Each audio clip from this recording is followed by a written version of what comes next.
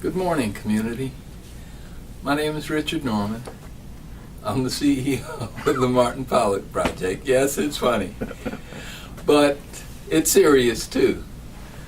We're here today, and I appreciate the presence of each and every one of you here. We're here today to embark upon something that is old and new. The old part is we're here as a community. And as the title of the gathering says, we're here as a community of concern. The new part is that we have not been together in quite this way in quite a while. We're here on our own, although we have sponsors. We're here being driven by our interest, our membership in this community in the broadest sense.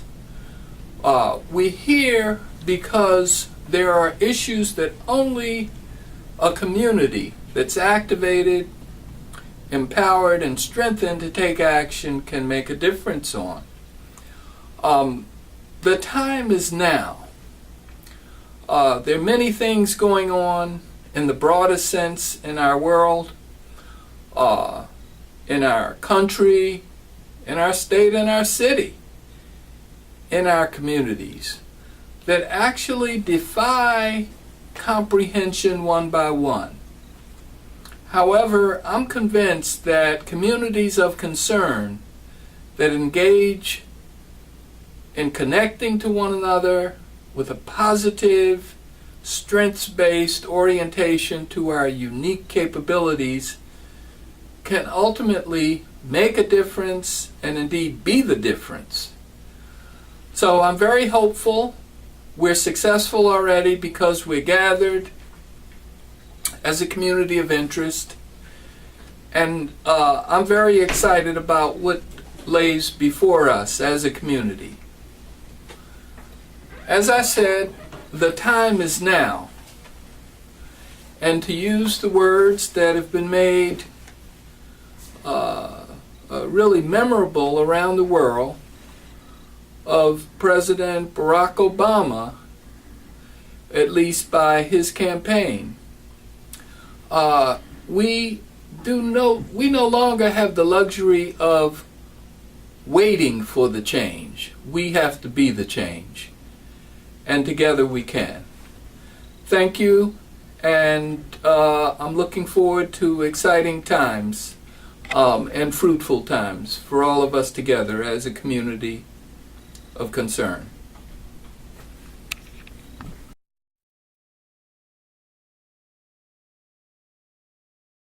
I'm going to give to you one of our first presenter, which I don't know how many of you know her, Delegate Barbara Robinson, delegate to the State Assembly from Baltimore City.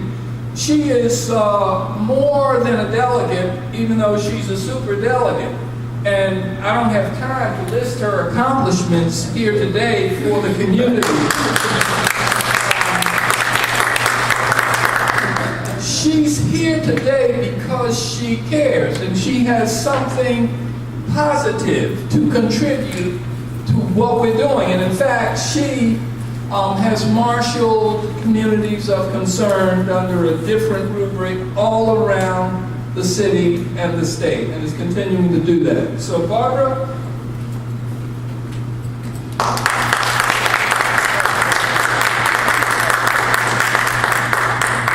Thank you so much, and I really wish I had time to be with you for the rest of the day, but this is stop number 1, and I have 4 more to go.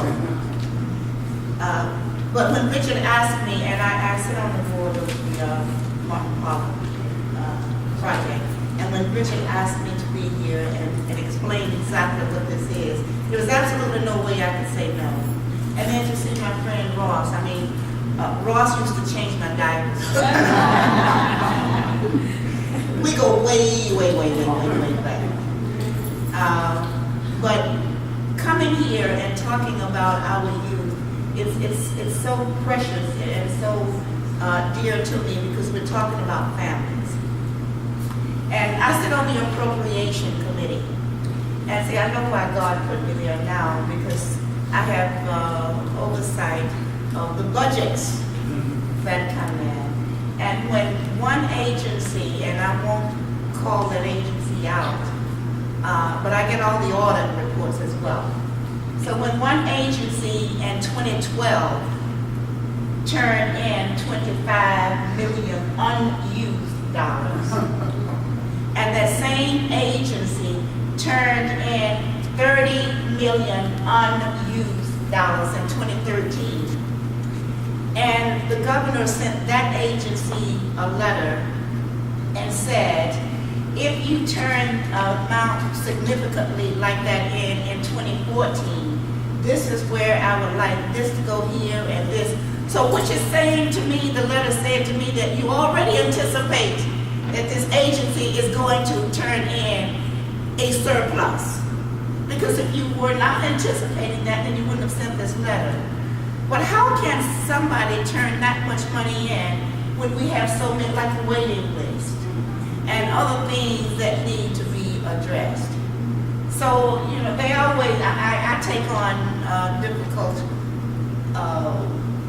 bills in Annapolis. And I do that because I ain't scared. See, I didn't go down there to make friends. I had friends before I got there. And I didn't need Annapolis. I felt Annapolis needed me. I've been a business owner in Baltimore. I've been a business owner in Baltimore for almost 30 years. And I've written, published 5 books, and number 6 will be out this year. And I've traveled places a lot of people want to read about. So I'm not trying to make a career. I've lived a lot of my dreams. But see, God didn't leave me here. My husband and I were together for 47 years, and I've been a widow now for 9. So God didn't leave me here to look cute, although I am. There was a purpose. And that purpose is the result of those years that I've been on this earth. And having worked with Ross and having worked with other agencies, I understand what that purpose is. And that purpose is to give back the experience that I've garnered while being here. And that's the reason I'm in politics. You know, nobody was going to sponsor me because nobody knew me in politics, but they knew me in the family area, and they knew me in business, and et cetera, et cetera. So what my family and my friends couldn't pay for, I paid for out of my own pocket. They told me they was going to need $100,000. I got that. Yeah. So we did, we got that. And I'm in my 2nd, 3rd, 4th year term, and I'm running for my 3rd, 4th year term next year. So when I see that the money that's going into, and I put a bill in this year to provide employment opportunities for ex-offenders. Yes, you did. Signing die was April the 8th, and that bill was signed into law April the 9th, because Rocky Gap was poised to hire individuals if that bill passed. And the bill's going to pass because I'm going to work until it did pass. And that was saying that it's called moral turpitude. That if you have a certain crimes, offenses in your past, before you were banned from working in the casino, and not only working in the casino, but working in suppliers to the casino forever. One example, the young man came to me, he's in his 60s. He could not get a job working with the casinos because he stole 4 hubcaps when he was 18 years old. Nothing else since then. But he could not get a job when he get one now. Rocky Gap is hiring, and with the money that's coming into the casinos, that was a major gap. That was huge. The mayor came to me and said, I understand that you've been working on this. Can we work with you? I got that. So we worked together, we got it passed. Also separating 501c3 nonprofits from being counted as minority businesses. When the governor says that he puts X amount of millions of dollars for minority and women-owned businesses, and you give 25% of that or whatever to 501c3 nonprofits, that's not going to a minority business, just by definition of what a minority and women-owned business is. I won't go into that, but I ran out there and I walked in there and the room was crowded, standing room owner to hold it. This is what's happening, et cetera, et cetera. Governor said, well, how did you get that through? Because we've been working on that for years. I said, because you didn't have a pit bull over there like me. I ain't letting it go. The abuse registry that says that individuals should be identified as abusers before they are hired. Well, we just started working on that when that was signed into law the 16th of last month as well. And I said, you might as well come back and give me a product by the end of this year. That's what the governor said. You might as well give it to her because she ain't gonna let it go, and he's right. Come back and give me a product by December the 31st, because in January I'll put that bill back in again until it passes. So this is what I'm saying to you. You don't realize the clout that you have collectively. Yeah, you can talk about what you want in the community. Yeah, you can talk about what should be done. But if it is not legislated and with money, you're not going to get it done. So come together as a group and find out what is it that you need in order to get what you need. And I'm not saying criticize, and as Norman said, I'm not saying criticize. I'm saying using your political clout, because I wouldn't be there if you didn't vote for me. And the rest of the people who, whatever district you live in, they would not be there if you didn't vote for them. So we work for you. You sent us there. So hold our feet to the fire and make us do what it is that you need us to do. I mean, I put in controversial bills, like in Park Heights area, they wanted the liquor store closed at a certain time. And they said, no, you can't do it. Well, we did it. Because the community came together and said, delegate, this is what we want. I said, what is it you want me to say? This is what we want you to say. I will put again, if when I go to committee and I have to defend it, and they said, who are those that oppose? And people stand up, well, who are those that support? I want 2 or 3 rows over here to stand up so that they say, it's not Delegate Robinson's bill, it's the community's bill. So if you back me, I don't care what you tell me to put in, I'll do it. Because that's what you want in your neighborhood. I can't tell you what you need on your street, what you need in your community, what you need in your neighborhood. You tell me. And I'm there, and I'm sure that you're not going to tell me you need something that's going to cause harm to your family or to the family next door. So if you are telling me what it is that you need to do in your community, see, you had me from hello. So if you let me know what it is that you need in your community, I will work with you. And all the time, it's not the bill that gets passed that's important. Because sometimes they don't know that there is a problem until you hold it up in front of them. So it's an aha moment. So it might not pass this year. We take it back, we work on it. Might not pass next year. But we take it back and we work on it again until it does pass. I mean, that's how the lockbox bill came. That's how ban the box came. That says that you can be interviewed before you're interviewed. Don't check the box that says that you've been invited, etc. I won't waste time to go through the explanation. But that's how that bill came. It was worked on for almost 8 years, but it passed this year. So this is what I'm saying. Don't get disencouraged or disenchanted or disillusioned if what you want does not pass right away. It has its own time. Just keep working and keep working and keep working. And I'll keep working with you as long as you want. So thanks again.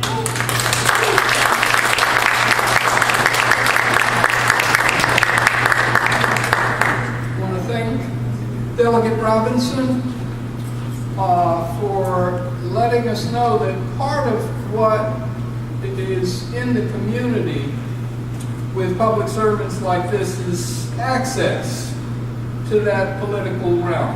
and it only complements our critical work of identifying together what we need, as Barbara said, coming together and being able to express through our coming together action, whether it's political or whether it's people action. So without further ado, I'm going to have each one of our sponsors also speak for 5 or 10 minutes to let you know who they are. So in deference to the age-old maxim, ladies first, we're going to have Dolores Ford Edwards, who is the CEO and president of King Edward's Independent Living Program and one of our sponsors today. Good morning, everyone. My name is Dolores Ford Edwards, and as Richard said, I am the president and CEO for King Edwards, Inc., and we are one of about 14 private independent living agents, providers in the state of Maryland.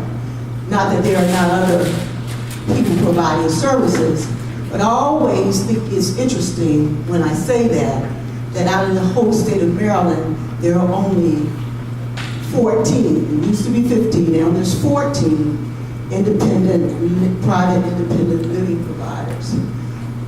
What we are charged as agencies to do is to prepare, equip, train, and ensure that our youth who are in foster care are adequately prepared to transition out of foster care. Now, needless to say, we have many challenges in doing that. When we do our jobs well, I think we stick our chests out, and we're very proud to say our children do graduate from high school, they do graduate from college, they do have jobs. But when we are challenged to look at those children who are not as fortunate, we must then look and ask ourselves, what can we do to look at those children who are struggling? And many of our children are struggling. I'm here, as I came in this morning, I welcomed some of my co-participants and asked them how are they doing. And many of them talked about themselves, but then there was this little conversation that went on about our children. Our own children who did not grow up in foster care, who did not have issues like some of our kids who are in foster care have, who are not developmentally challenged, who do not have emotional, cognitive issues, who do not have issues maintaining employment, they are still struggling. These are our children. They are aged 17 to 21, and it is our responsibility to try to do whatever we can to prepare them as they exit the system. Do we do a good job? Yes, with some. Have we done, and can we do a better job? Yes, we must. Because we have youth and young adults who are missing the mark. Not only are we serving males, but we're also serving females.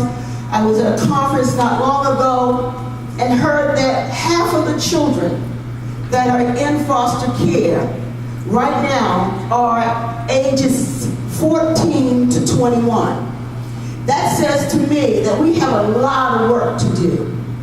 Our children are being children. They are being teenagers, they're being adolescents. And when I think of 21, I'm not thinking of a high functional 21-year-old.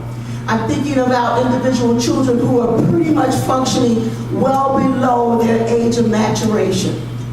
So I stand here today with a committed heart to say to you that we need you. We need your time, we need your talents, we need your resources. Yes, we are doing a good job, but we must do a better job. What I found even in the services that we are providing We just had a conference with our young people, and we had 7 alumni come back to talk to us about what went right and what went wrong. About anywhere from 12 to 18 months after they had exited our system and had full capacity to a good job, good housing, we found that they were experiencing difficulties, which we call bumps in the road. Bumps in the road are when you lose your good job, when you lose your support, when you don't have what you need to be able to get through. Here I am, still having to support my adult children. They're not in my home, but they're still in my pocket. Now, imagine that with these children that we have who have had problems in their families, who don't have that resource, who do they go to? We are looking for families that are permanent families, that are committed not only for the short term, but for the long term. So I stand here today as a committed provider to say we must embrace our children. These are our children. These are your children and their minds. So I cannot walk away from them and not be able to give back. So I am a proud sponsor today of this dialogue, and I'm hoping to meet with many of you to ask the questions that we need to ask. What are we going to do? Not what can we do, but what are we going to do to support our children?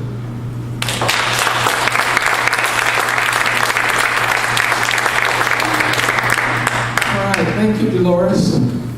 And now we're going to have 5 or 10 minutes from Mr. Al Laws.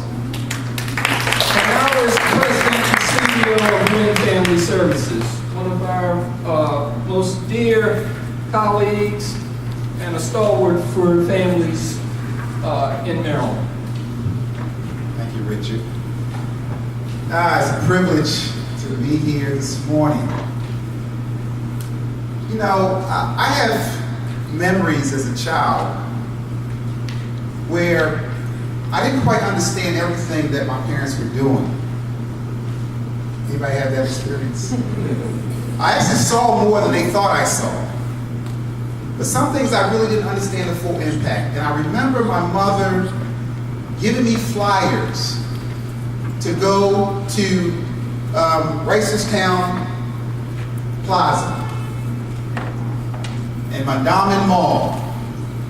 And I was supposed to take these flyers and put these flyers in, she was very specific, make sure you put it underneath the windshield wiper blade and make sure you check that it doesn't fly away.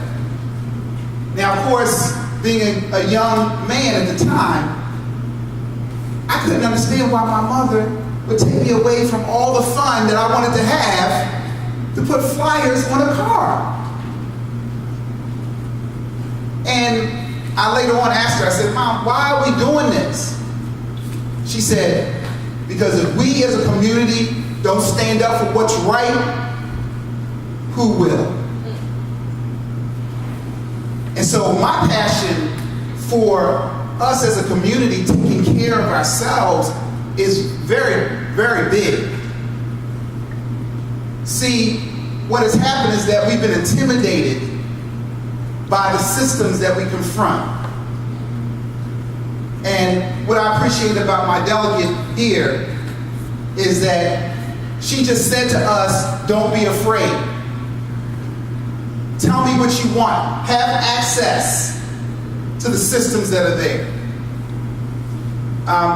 My organization, we do treatment foster care. We also do community-based mental health services. But the thing that I am probably most passionate about is our work with family strengthening. And family strengthening really is a model that focuses on recognizing that the way you work with people is important. That you cannot deal with people from a place of deficit, of their weaknesses. You have to deal with people from a place of strength. God has given us that intelligence inside that says, I do not respond to people who see my lack, who see what's wrong with me, who bring me in a room and try to analyze me. Anybody been on a date before where somebody tried to analyze you? Yeah, I mean, you don't stay. You don't stay if somebody says, "Oh yeah, well that's nice earrings, but you should have wore pink earrings and that mascara. I don't know that that's your right color." And you tell a guy, you don't you need to work out a little bit? I mean, you get up from the table from that. And the reason why you get up from the table because God is giving you insight, innate intelligence to say, I only connect with those things that give me value, that lift me up. I don't go to churches that every Sunday I hear the preacher say you're going to hell. He's probably got a point someplace in there. But not every Sunday. I want someone who's going to encourage me and uplift me. So family strengthening is really about looking at people with a mindset of seeing what their strength is and then helping them with concrete communication skills.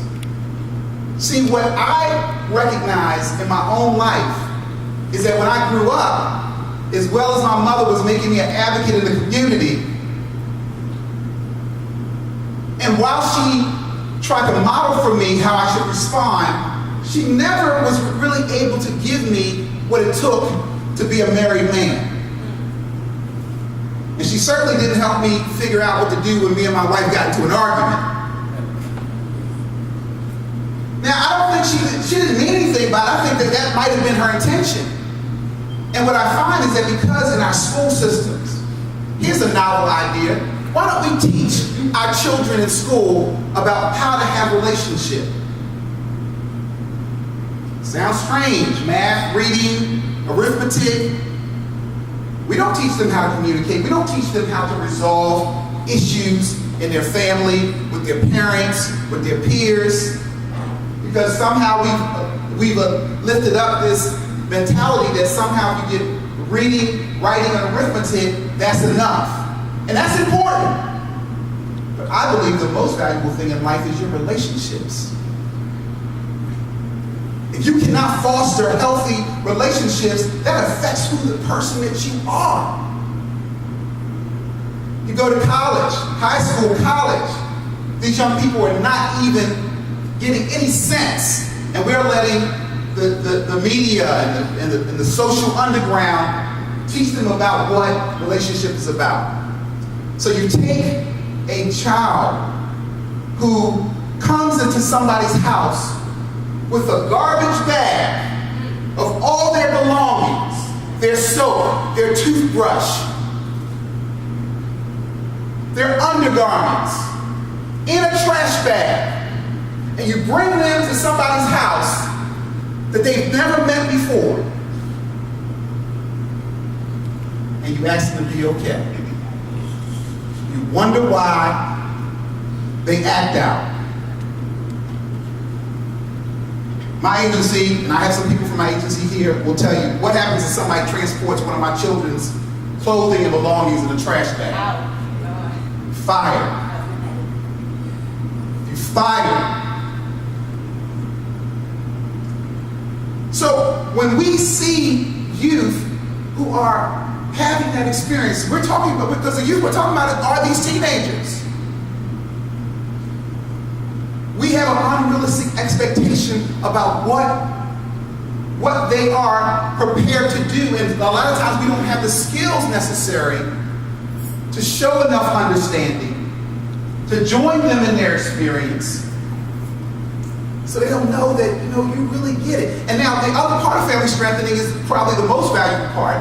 We still, as an agency, even though I preach it, is in our literature. My staff will tell you I talk about it every chance I get. I talk to my foster, my host parents. We call them host parents. I say that the most important thing that you can do for this youth is to connect them to their birth family and their significant others. Now, we haven't gotten there yet. I think we do an okay job, but it's nowhere near where I think that we should be. Because I believe when we get to the point that we understand that these young people are indelibly linked to somebody. I haven't met a child that didn't come from somebody. Anybody? Anybody meet a child that didn't have a father, didn't have a mother, didn't have a grandma? I mean, I'm appalled when people start saying, well, this child has no family. Are you kidding me? Are you kidding me? We all have family. The real issue is that do we have a resolve to make sure that we find and locate and seek out their family?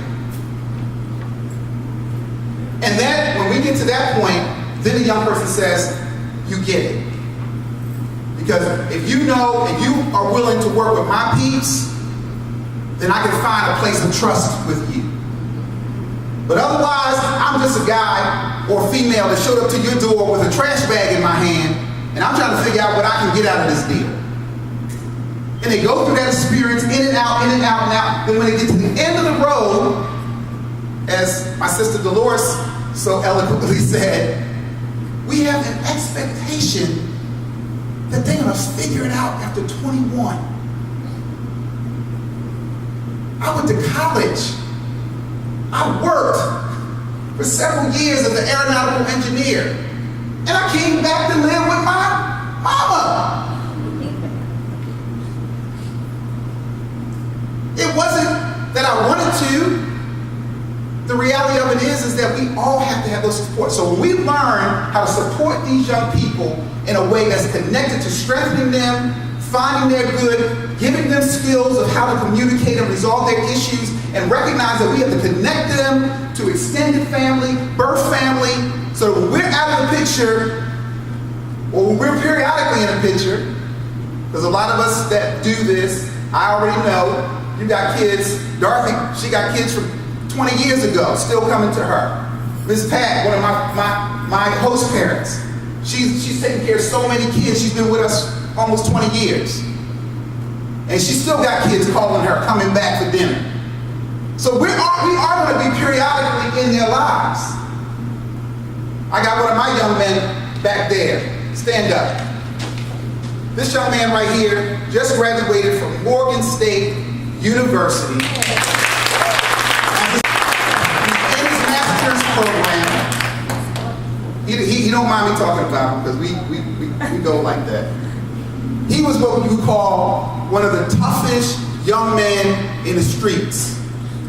Nobody did mess with that young man because you're gonna pay for it. He tore up everything he could find. But what happened in his experience, and I'm so proud. Let me sit down. What I'm so proud of is that, because he still is involved with us, what I'm so proud of is that he was able, through that whole process, to, and actually I'm going to close in a minute, but, I almost want to give him the mic because, he was able through that process to recognize that he needed those supports, and he gravitated to those supports that we tried to link him with. And we still are part of his support system. So I want to end by saying, as a community, if we come together, we can really make changes. That's what I really want to say. We can make changes that are uniquely different, that are not just about people developing programs for you. Because we have to have something that extends beyond a program. It has to be something that we, as a community, come together and set an agenda for the legislators and say, this is what we believe our community needs. This is what we believe our children need.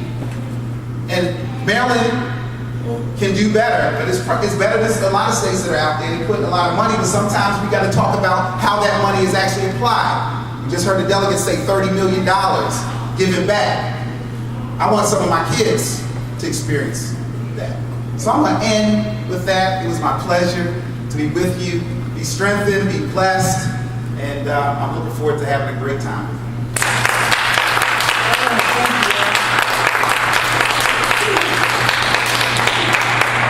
Thank you so much. Welcome. Thank you. So, of course, the next speaker was Andre Cooper, the CEO and president of the Children's Home, but he just cut out on us, but he'll be right back. I don't see Shuman Jackson or Dr. Cunningham in the audience. Oh, sure, absolutely. Let's call on Ross Ford.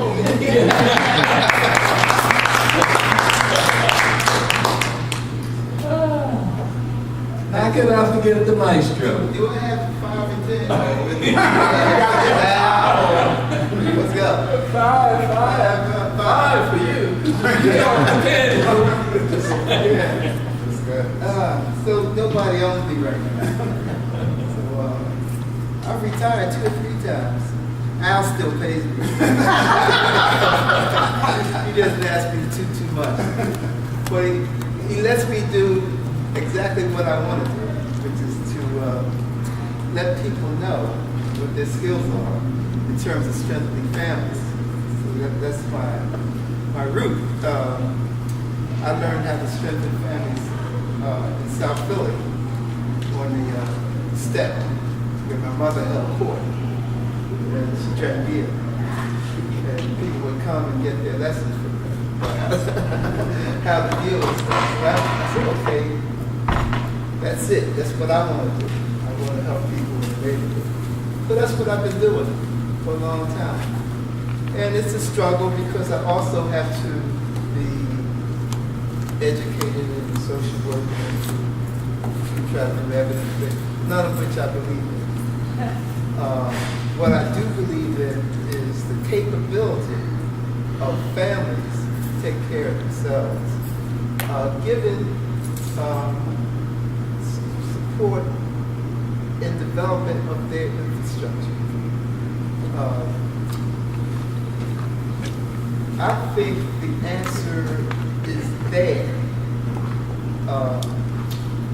Those of us who are providing services through the government, we've got to support them because they are coming more and more under attack. Attack means like that sucking sound when they suck the money out of the community. This is happening to our colleagues who are represented here. So we need to support them. But that ain't what I'm talking about. I'm talking about my sincere belief that people in their families can do this thing. When I ask a parent, first of all, I accuse people, I accuse parents of loving their children. That kind of gets to them. And I say things to them, when Tavon came out and you saw him, what did you think he could be? I thought that boy needs to be okay. Well, you know how he is. Yeah, I know how he is, for real. And I said, well, what are you afraid of that could happen to Tavon, based on your knowledge of him? Well, I'm afraid that Tavon's the kind of kid who ain't gonna follow nobody. So if somebody's selling drugs, he gonna be out there selling the most drugs. Because that's my Tavon. Because he's so smart. And I don't want to see that happen. I said, well, you don't want that phone call saying that you need to come and identify this Tavon. I'm afraid of it. I don't want that. So we got two things.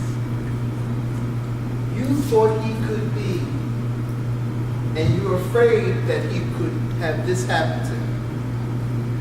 Let's get together and figure out what you need to do to get him to be adopted. And then we're going to figure out what we need to put in place to prevent him from ending up in one of these funeral homes at an early age. And that's what we're going to work on.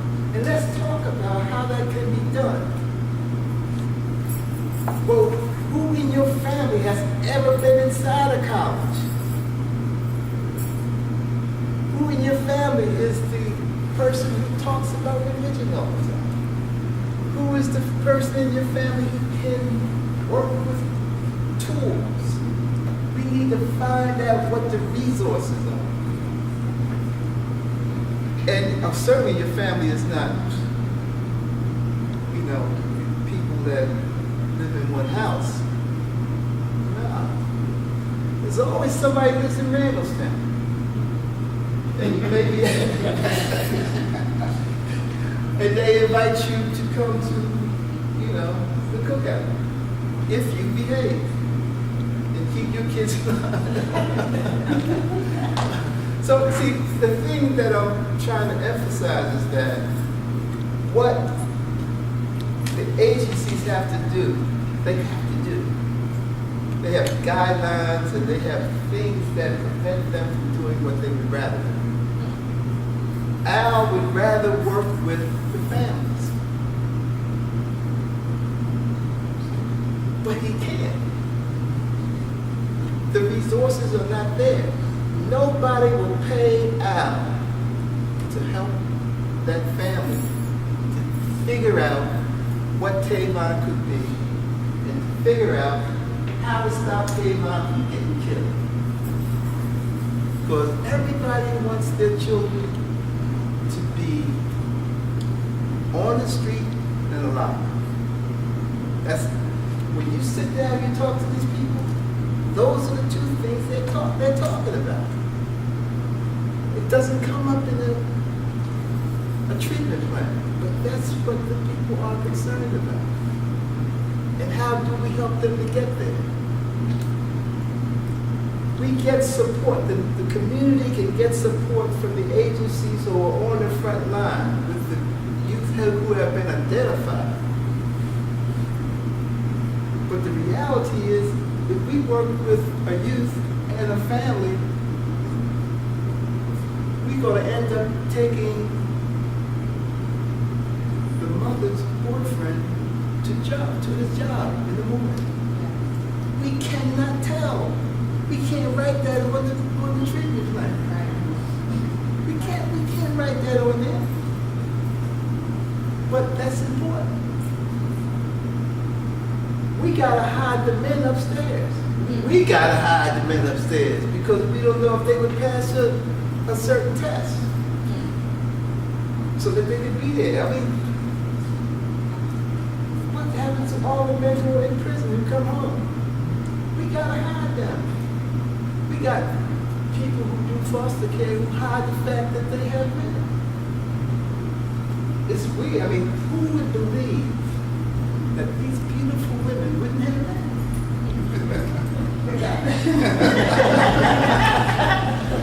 You know, well, I'm from a single female-headed household. Where'd that baby come from?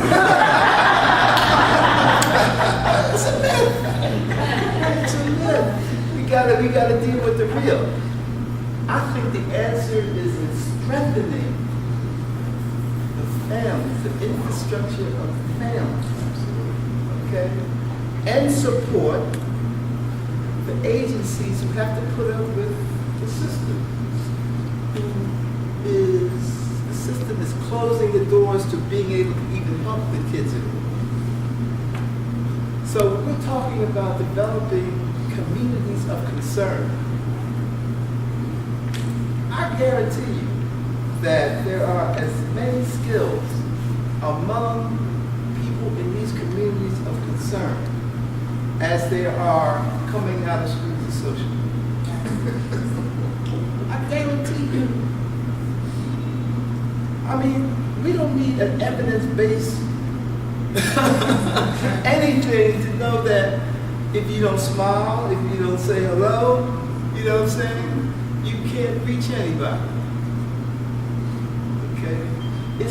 It's about a mass movement of improving families.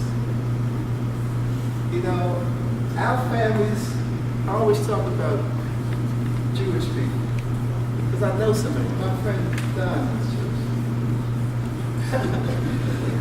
But I love them because of the way they treat their kids.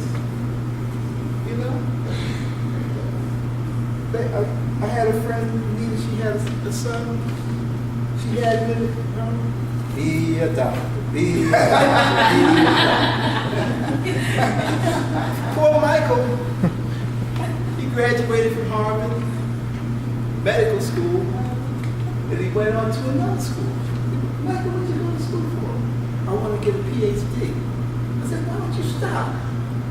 I hear my mother say.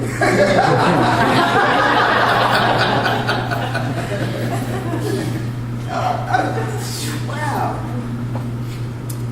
They see their kids as like, oh, they can do something. I was at a party in Mount Washington. I was at a party in Mount Washington, and Jewish. I like Jewish people. So it's the Jewish people there, and like one of the little kids was running around, you know, Stefan, and he fell down. There's some few black kids there, kids running, jumping. This poor little Jewish kid, he fell down. You know what his parents said? He got up. Look, he got up. He got up. I know he's going to be a doctor. I'm kidding.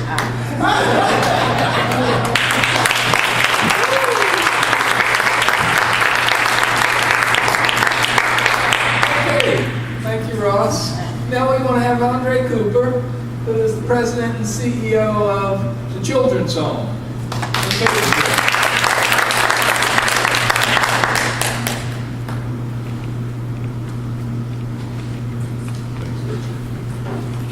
Okay, I'm so glad that both Al and Ross went before me, because that means I don't have to stand here as long. I'm going to be very brief. First, I want to really thank Richard as the leader. Yes. Our collaboration and this collaborative network and today's community conferencing. If it wasn't for his brilliant mind to put this together, we wouldn't be starting here today. Although he did have several other brilliant minds in the room. So again, Richard, thank you for pulling this together. My name is Andre Cooper. I'm the CEO of the Children's Home. We actually have a continuum of services. Maryland, it's in Baltimore County, like 3 miles over the county line from the city. And I've been there for 13 years, and this year we're celebrating our 150th anniversary. I can only take credit for the last 13 years of it, and I feel good about those 13 years. Richard started off earlier by saying that, you know, we're not going to really talk about our problems or put blame, you know, and things like that. And we've had other meetings where we've been able to do that. But I will say that I'm excited to be here today for a couple of reasons. One, because I think this is long overdue. I think the opportunity to come together as a community to solve problems rather than as a cohort group or a group of professionals to solve problems is probably getting old. We've been doing this long enough. I can't believe I've been doing this for 30 years now.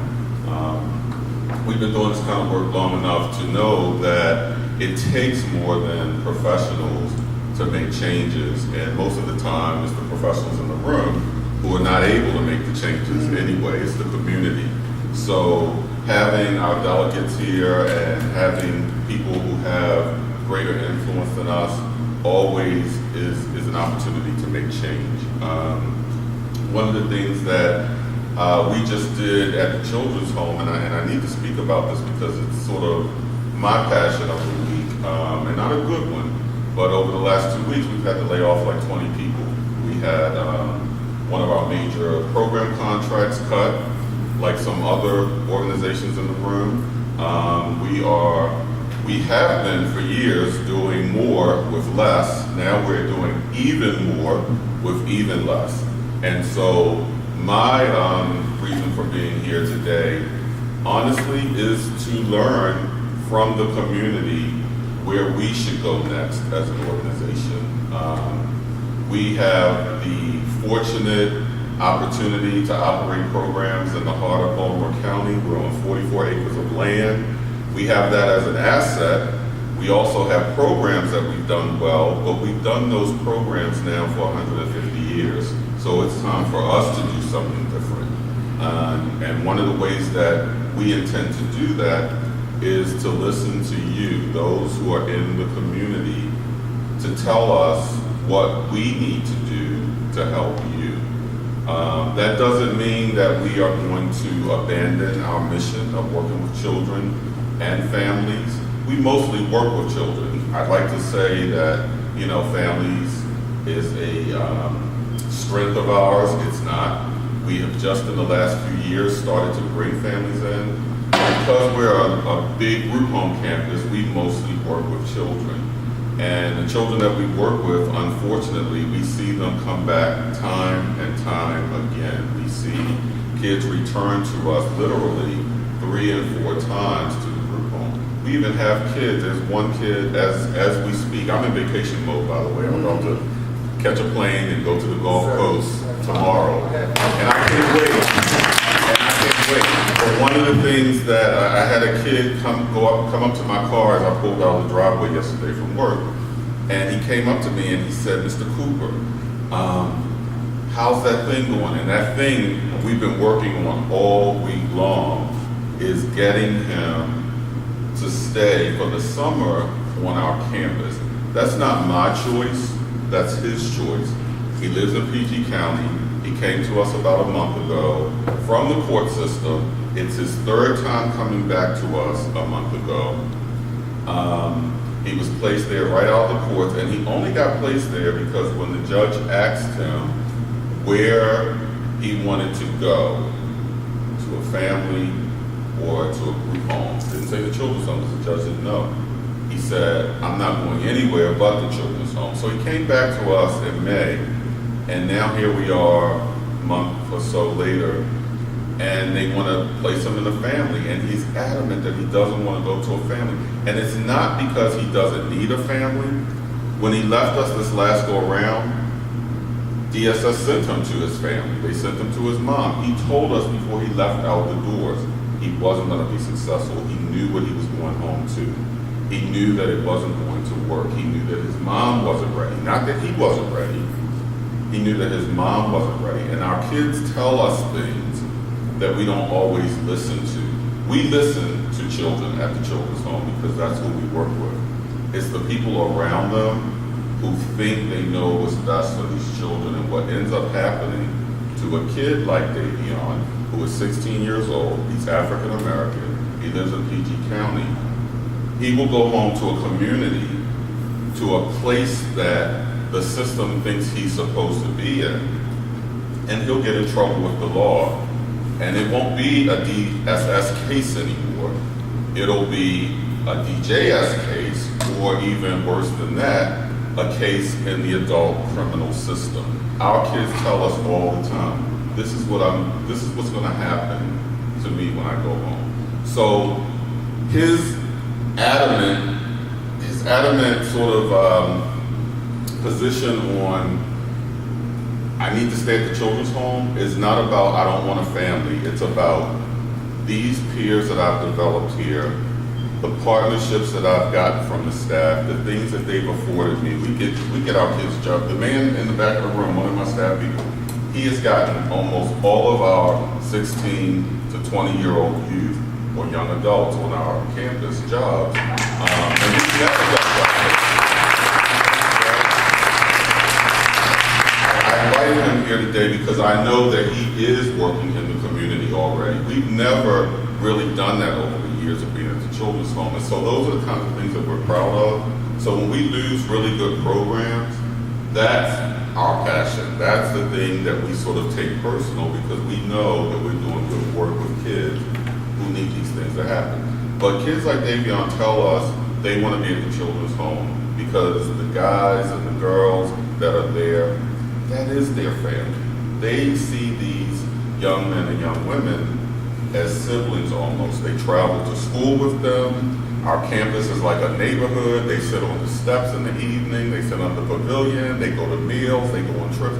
These are the things that some of these kids want, because they know when they go back to their original communities, they can't really be just a regular citizen in the neighborhood. They know that they have to put up a front, that they have to do things that the community peers expect of them. When you're at a place like the Children's Home, you're in a safe haven. You're in a place where people have expectations of you that you can follow without getting killed, without becoming part of a gang, without being made to do something because you're afraid to say no, because what no means in the community is different from what it means in a group home. So, now that I've given you guys a commercial about the Children's Home, honestly, it is not all about group care. We know inarguably that group care is not the wave of the future. Communities are the wave of the future. Sending kids home to families is the wave of the future. We are on board with that. But we also know that there has to be a process and there has to be a system in place, a system that works in place for these kids to leave these congregate care placements, go into the community and be successful. And one of the things that I'm charging the community with, you all, and this conferencing, hopefully this will be a continued conference, with the goals of, let's try to get the system together. Let's try to get it together and make it work so that places like the Children's Home, our work, the other cohorts in the room, your work won't be in vain. We all know that community works. We believe in it, we support it, but it has to be done right. And so again, I thank you, Richard, for putting this together. I'm so appreciative that I'm part of a network of folks who are thinking progressively. It's long overdue. We really should have been doing this like 4 years ago, but I'm glad we're doing it now, and I think we're going to have some really positive outcomes from it. If you don't mind, I'm going to allow Al's young man, Jamar, to come up. He asked if he could say a few words. So, thank you all very much.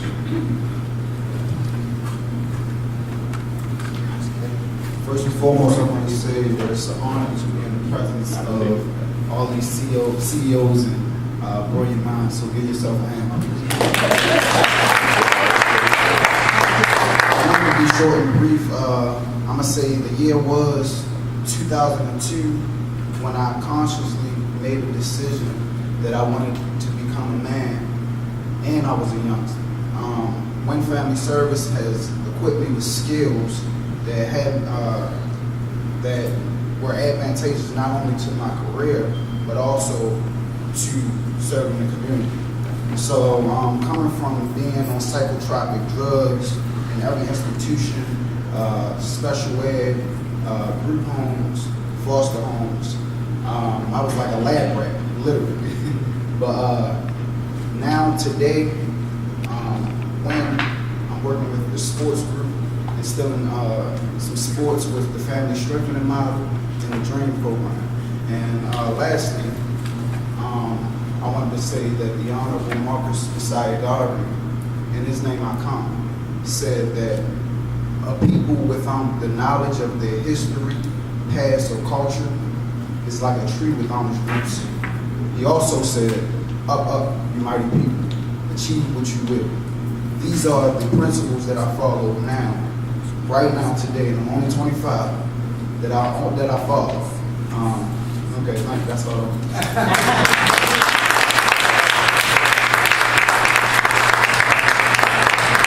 Okay, so the youth speaks, wonderful. So, of course, I had initially planned this thing to go to 3 o'clock. I'm not going to do that to you. But we're doing very well. And but I do want to have one more speaker, and at the end I want to recognize a few people and give them an opportunity to say a word. One would be, if they would like to, Blanca Tapahasco, who is one of my dear comrades here in Highlandtown, who is a family advocate, taking me into all these schools and connected to families. And if she wants to say a word, we have one of our members from the Highlandtown Merchants Association, Marlo Jacobson, if she wants to say a word, Don Bloomberg, family therapist, philosopher, artist, if he wants to say a word at the end. And of course, from our own staff, Brenda Katz, who is a warrior for children and families, and a wonderful person to have on your side and working in your agency. And then we have Shelley Tenney, who is the Executive Director of Maryland Association of Resources for Families and Children, who joined us on this Saturday to see what we're doing and be a part of it, as she is from her heart and also leading the organization that way. Then we have Dean Wolf, who is an esteemed colleague who came in, if he wants to say a word a little later. Now, all these words, but we're going to have time at the end.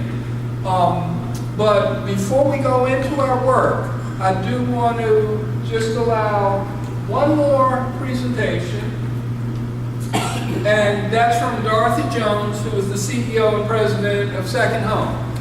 No words, Dorothy? No, I'm waiting for us to start asking. Okay, Dorothy wants to give the word. Okay, thank you, Dorothy.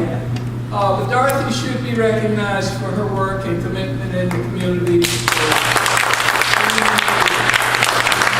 Okay, so now we get to the fun part. So this is the idea, simply stated. And if we don't have the right distribution of materials, I want you all to, community-wise, make sure that every table has a few pencils and some pads we can just pull apart to write on. Now, what we're going to do now, given that you've had the presentations and hopefully a chance to marinate a little bit on communities of concern, is I'm going to charge you all to come up with questions. Questions that have to be answered in order for our older youth in foster care and our youth and families and community to be successful. Now, you're saying, well, what? But what I want this to really represent is the groups talking together and not jumping to the answer.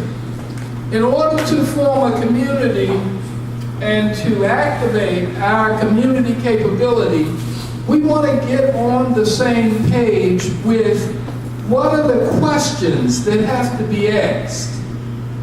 Now, the outcome of this process, which we will take about 30 minutes so everybody can be in, will be that we will have a list of questions that the community of concern is posing.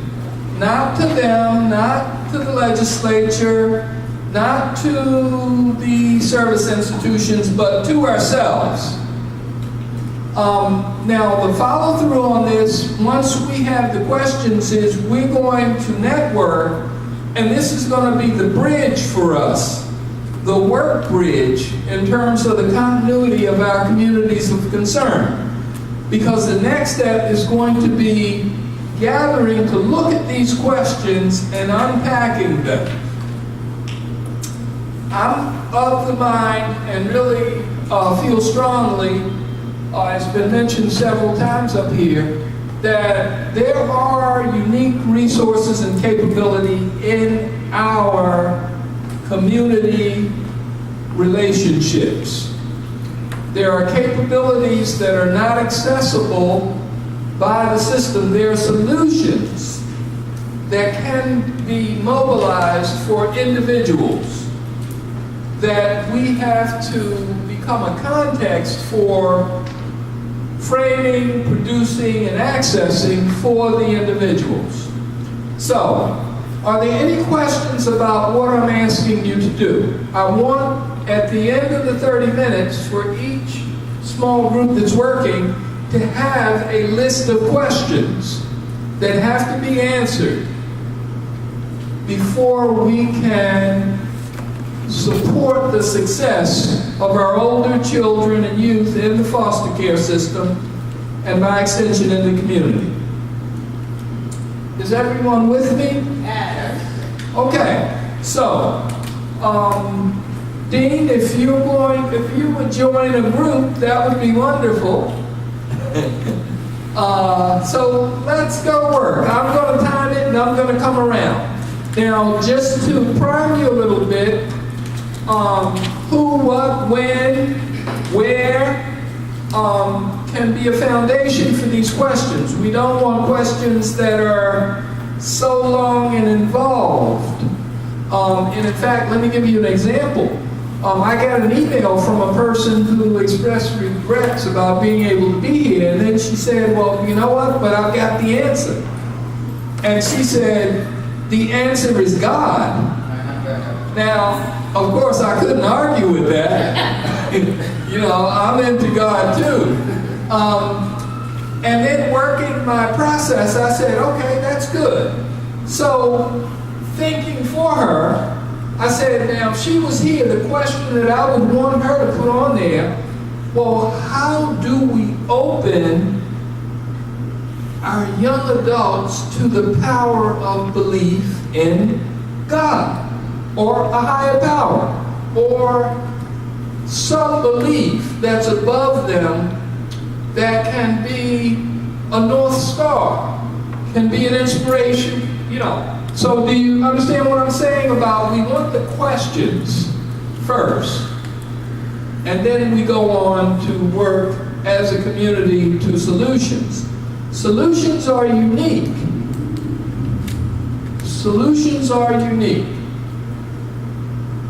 Okay, so the clock is starting. It is it's a few minutes before quarter of 12, excuse me.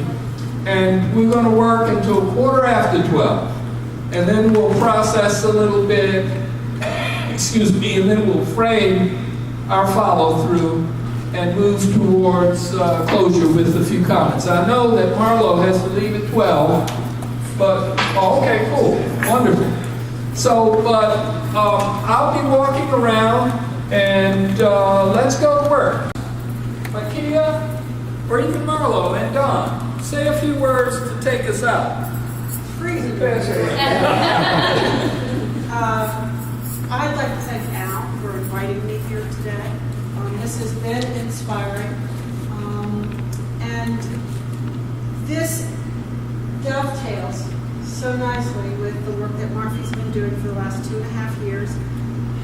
As an association of providers, we have been struggling, as everyone has it. Where are we going in terms of services for families and youth? And we've been around the block a number of times. We've had a committee that's been working diligently. We have consulted with a couple of national experts. We've had the last 2 conferences have been focused on this kind of, we've called it systems redesign for lack of a better term, but we have come now to believe it's all about collaboration and integration, sort of following along the model of where healthcare is going. But in our most recent iteration, we have decided that, 1, collaboration is where it's at, that we all need to work together. We should no longer be looking at each other as competitors. We should be coming together to talk about how can we help each other deal with kids that Richard may not be able to deal with, but we can work together to deal with for those families. And we're going to do this with or without government agencies. We would very much like to partner with government agencies, and we have approached them. But whether they want us to do it or not, we are going to do it. So we're in the process of setting up what we're calling regional provider collaboratives. It is not an attempt to be exclusive, but initially, these folks have to come together and decide who they are and how they can work together. They've got to trust each other first, and then broaden it out to the entire community, sort of on a regional basis. So this is really great. Like I said, I think pretty much everybody in my world is on the same page lately. I don't know about other worlds, but we are anyway. So, but thanks for the opportunity to be here. Thanks a lot, Sarah. I'm Blanca Topowasco, and I'm a resident here in Highlandtown. I have a family, as you can tell. I brought one of my 4 here. It's my youngest. We have a nearly 16-year-old at Catholic High School. We have they're all 3 July. Nearly 7-year-old, nearly 6-year-old, but we'll say that. And we met, Richard and I met at a meeting for community for all ages. We met in March. And what drew me right away is, well, because I was adopted. And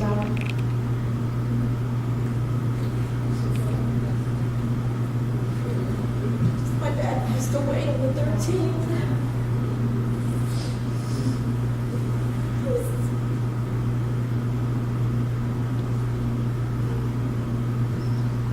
I was adopted by an American family who loved me, provided a home for me.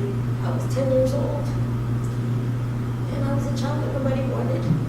I was from aunt to aunt, and it was so bad that when I came, I don't remember my first 2 years of life. I shared with Richard.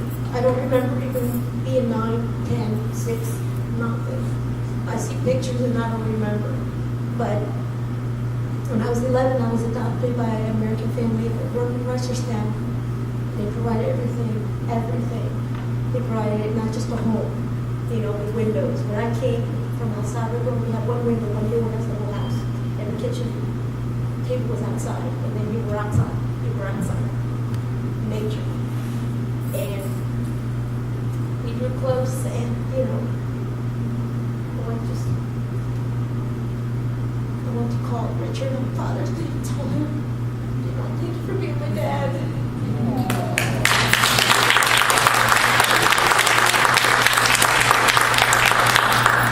And now with this community, I see, the hurt. We talked about the hurts, the need.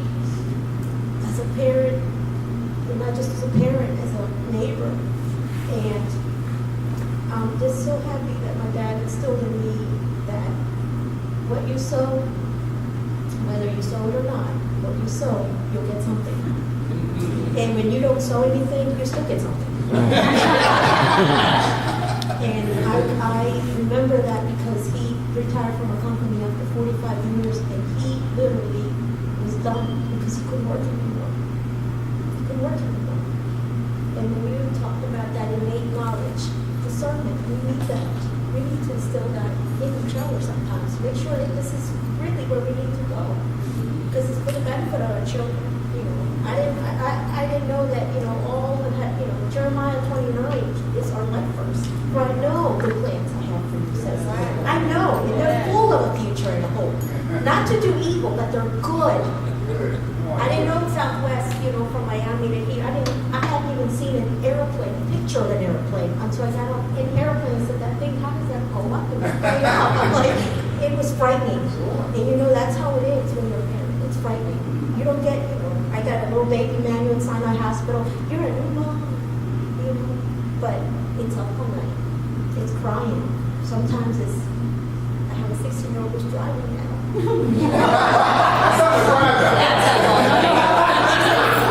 Can I drive it? I'm like, it's only to Highlandtown and make a right, and we're at Popeyes. I think I can make it, but and so just like that young boy graduated from Morgan State, each of us here is a success story. Yeah, there's going to be scars. There's going to be, pain, like Shirley Richard, we gotta be ready for when somebody doesn't fall or break. Yes. Because, we can't, we have to make sure of that. Like I know that bumper pads were just outlawed yesterday in Maryland. I told my dad, you can't bumper pad this way. You can't. We're going to. But I am so happy that 31 years ago, someone thought valued me enough and said, well, a doctor don't know a lick of Spanish. I didn't know a lick of English. So it was dictionary. I still have the dictionary and it's all torn up. And if I was hungry, I was like, and I'm sure they thought, is she sick or, what's going on? But, we those words of, I'm going to adopt that person. That's really what we're going to do here. Now that I don't have my mom and my dad, both are gone. Both are gone. And plenty of people have come up and said, I'll be the grandma now. I'll take over these kids now. And we are now meeting a couple of moms here. We now are founders of Southeast Pods, which is Positive Opportunities for Development Students. It debuts on Monday. We will be visiting her shop for sewing. Our first stop is Johns Hopkins Hospital on Monday. We'll have a tour, and the kids are going to see some of the staff there. We're going to be going to Nancy's art shop here on Conklin to do art. We're also going to go about our neighborhoods, learn about gardening. We're going to go to the Audubon Society, Patterson Park, and do reading in August. And service projects include cleaning 2 blocks on South Highland Avenue on Wednesday. These kids are excited. My kids are excited. He'll be in the stroller in my pouch, and we're going. If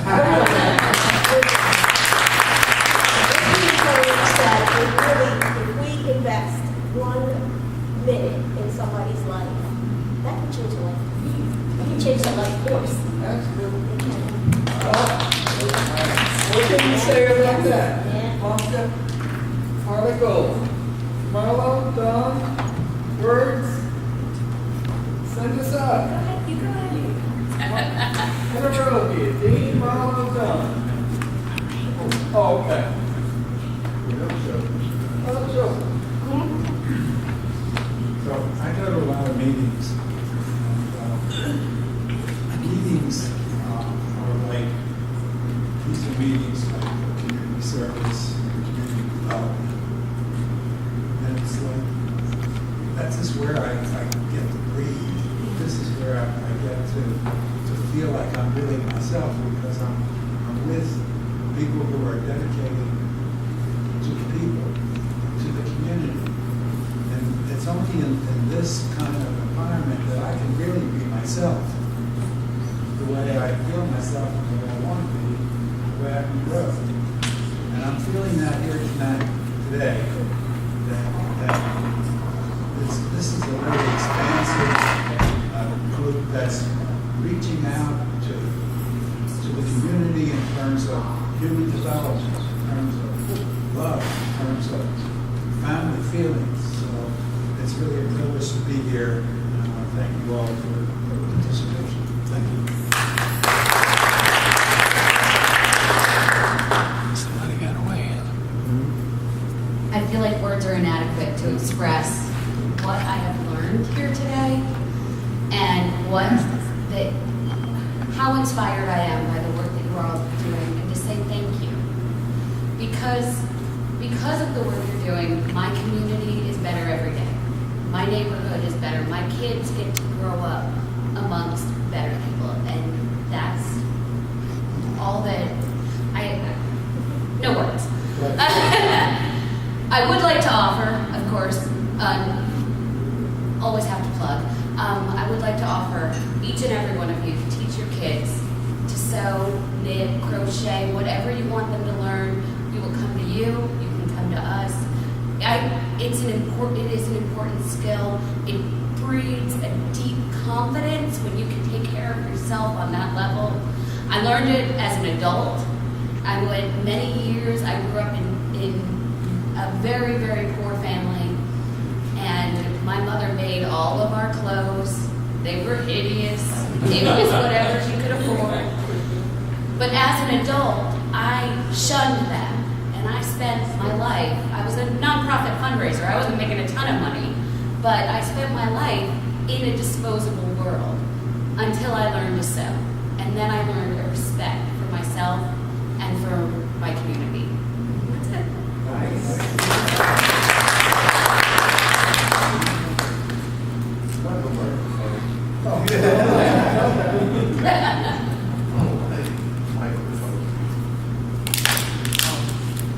Anyway, Richard, thanks for inviting us.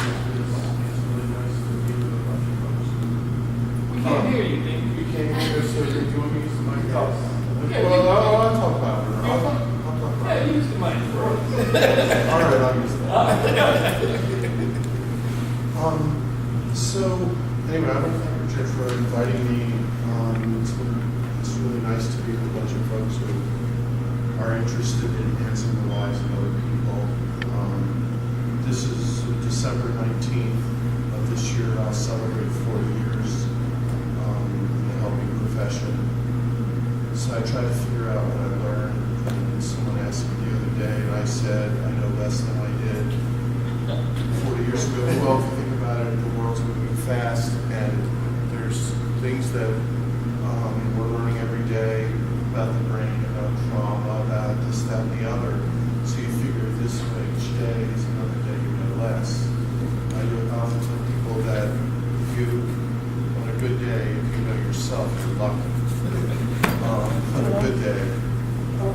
But the one thing that I think I learned, personal professional way, is that the fundamental building blocks of life, I think, Alice, what you said, is relationship. It's just like the air we breathe. When I thought one day, and I started to get a little teary-eyed and realize, what would I be if I wasn't connected to the people that I cared for and cared for me? And the answer was nothing. I would be nothing. So, the dilemmas that we're facing is the dilemma of the rhizome, which I won't get into, but is how do we connect? How do we connect to each other? If all the people here, if all of you take an idea, a single idea, and connect it to somebody else, and they to others, you will be building a rhizome, an interconnected sense in which you'll have a multiplicity of voice, multiplicity of ideas and wisdom and resources. So I'm a practical guy. I probably am sort of like, I guess we're also like, I'm a practitioner. Practice is what I'm interested in. Practicalities of how to move people. So all I would say to you all who are working with kids is, you want to do family-centered practice? When they invite me to be a part of something, like a consultant, trainer, whatever I do, I say, you want to change? You can change right now, this moment. And here's the way to do it. I'll leave this with you. Ask a kid and the people who don't know. 3 diagnostic questions. Who are the people that love and care for you most in this world? Question 1. Question 2. If I want to know who you really are, the good, the bad, the indifferent, and so forth, who would you tell me to talk to? And question 3, when you're up against the wall and life's pushing you around, who are your go-to people? If you get the answers, or when you get the answers to those 3 questions, you bring those people in. You find them and you bring them in. If you bring those people together, you will be supporting the child in ways that nobody else can. Nobody. Not a judge who orders something, not a child welfare worker, a juvenile probation officer, a therapist, anybody. It's the people who can influence people are the ones who care and the ones who know. That's, if I've learned anything in 40 years, that's what I've learned. Anyway, thanks a lot, Mike. I really enjoyed My name is Sean Williams. I'd like to thank Pastor Mike, y'all, just child advocate that deals with a lot of community. I worked for Al, it was a pleasure working for Al at the time. I worked always a pleasure. I'm the community guy. I'm in the trenches. I mean, a lot of y'all, where y'all at, but I'm in the trenches. I mean, in reference to looking at the community and seeing how it's developing and where it's going and where it's not going. But most important, I'm also a carpenter at trade. So a lot of times, I like to bring the metaphor that, the foundation is not strong, the house can crumble. So a lot of times with the kids that I work with, I also work for another agency, but the kids that I work with, I try to just mostly, and I try to emphasize to people, you have to build a strong foundation because a window can break, and that could be the kid that is trouble. But you gotta also know how to fix it. If you show the kids how to develop themselves to become something, to repair something, instead of destroy something, the value that you show them, not just tell them, not just give them the tools to do it, but the value of showing it to them helps them to become a stronger person. I've had, I don't have a lot of brothers and sisters. I don't know nothing about abuse. I don't know nothing about abandonment. My mom did a wonderful job, and I thank her because she introduced me to, as an only child, I have more family members today that are not family members that will smack you because you say I'm not their cousin. And that is the most valuable thing to me. So the relationships are a key. Like he just said, you have to have that sense of togetherness, a sense of togetherness, that bond. Not just like he said, verbal, not just like, here goes some money, go do what you need to do. But like, no, finding time, which is valuable. And I found out through my life that time is one thing you can never get back. So if you don't give it, how do you get it back? So, I don't know, I enjoy it. Thanks, Bob. I enjoy coming here. I always enjoy trying to figure out how I'm going to change the youth for today. Because we are in trouble. We are in trouble. And I don't know, I'm scared. And I've been on the streets, and I'm not too scared of no neighborhood, but for real, I'm really scared. I'm getting scared. Murders are happening in broad daylight with people around. And it's not coming from adults, it's coming from kids. Misled kids. I'll say this in closing, the male side really needs to step up at some point, and it needs to be put to form that the males need to be put in a position that they can help. Because just like the kids that are in care, a lot of them say it's barriers put in place so that they cannot succeed. If they've been in trouble or medications, these things are not put in place so they can't succeed. And I feel a lot of times when I talk to a lot of males, that's their first thing that they're saying. And I was listening to the delegate about getting jobs, having ownership, having value of yourself. You don't have any value of yourself. And all you can think of is incarceration. You talked about your dad. Even though he was incarcerated, he had a skill. I teach every one of the kids. I do carpet cleaning, I do home improvement, I will cut grass, because I found out that if I don't show the struggles of hard work, haven't been to college, but guess what? I can write, I can do a lot of college things. And guess what? I love them. And not in this way, that if one of y'all call me over to your house and say, Sean, can you fix this? And your husband is standing there. He has no knowledge of how to fix nothing. So all that stuff, and I'm not saying that, it has a principle behind it. Because if you don't know how to help your mate in that relationship and fixing something in your house, what are you worth?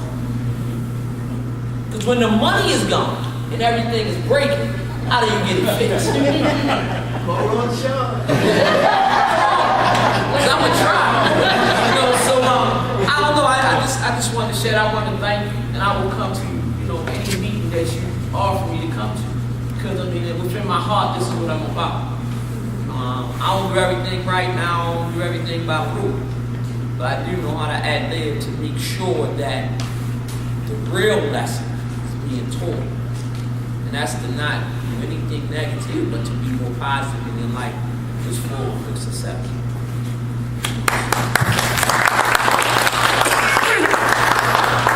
Now we're going to have the last words, unless, do you want to say something? Okay. Hello, everybody. My name is Daphne. I want to thank Ross for inviting me out, and it's been a real pleasure. I just want to say I enjoyed everything that I heard, and I'm glad to have input here. And I've been in the human service field for over 20 years. I've been a worker. I've been a case manager. I've been a child care worker. I've been through the system myself. But the main thing I wanted to say is because of my aunt. When my mother got sick, she took us in, and that avoided us from going into the system. And each time I see her, I praise her for that. And she just be in tears. But I told her she touched my life in a special manner. And so I just want to give back my services in the same manner and show the love and kindness that she showed us.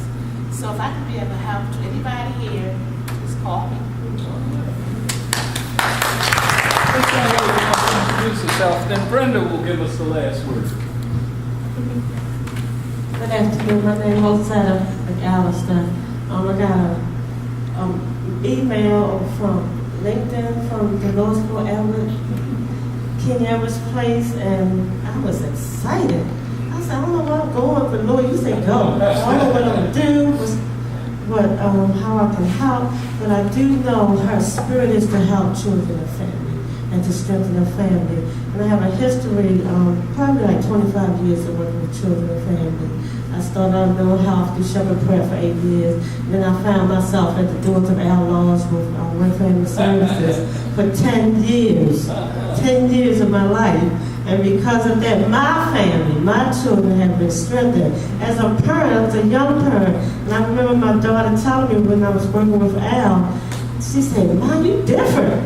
But they didn't get any more beatings. Talking through things and processing and motivating and encouraging them. So I think I'm always grateful for you, Al. I didn't even know you were going to be here. And I'm walking and see Ross sitting over there. I said, wow, this feels like home. It feels like years ago. So it feels good. I'm glad I'm here. I'm currently working in prison services as a substance abuse counselor in the old penitentiary for the fathers. I'm trying to get the fathers back home and stay home. That's my motto. Go home and stay home. I'm telling them stories, you know, you have to just get along with the baby mama. You got married and all that. And I learned that from Ross, you know. So all of those experiences and lessons we take with us. So I like what you said when you said values and your conscience and respect. That is spiritual. It is biblical. You know, that's what God wants us to do. God is love. He's love. And I'll close with that. All right, Brenda's going to give us the last word. All right. When you said Brenda, I thought you meant the lady You gonna say something? I just wanted to say that my whole life, I don't know how I got into this child welfare thing, but my whole life has been in child welfare in Baltimore City. That's all I know, but I have been able to touch a lot of lives, and I was so happy to be able to leave Baltimore City PSS and come to a smaller place. And I am grateful that now I am in a place where I can directly work with and impact families and children. So our children, they just walk in my office and disrupt whatever. But I just love it. I love the direct contact. So, and I do thank you all for coming today. And I also like the idea of a community and being able to get ideas from others. And I always say to my staff, because they're like, you always asking us to do something different. But we have to always be in a constant state of change because things around us are constantly changing. And so that's kind of what we do at Martin Pollak. And I do thank you, Richard, for being my supervisor. I go to a certain place and he'll push me out there and leave me. I know she can swim. For the growth.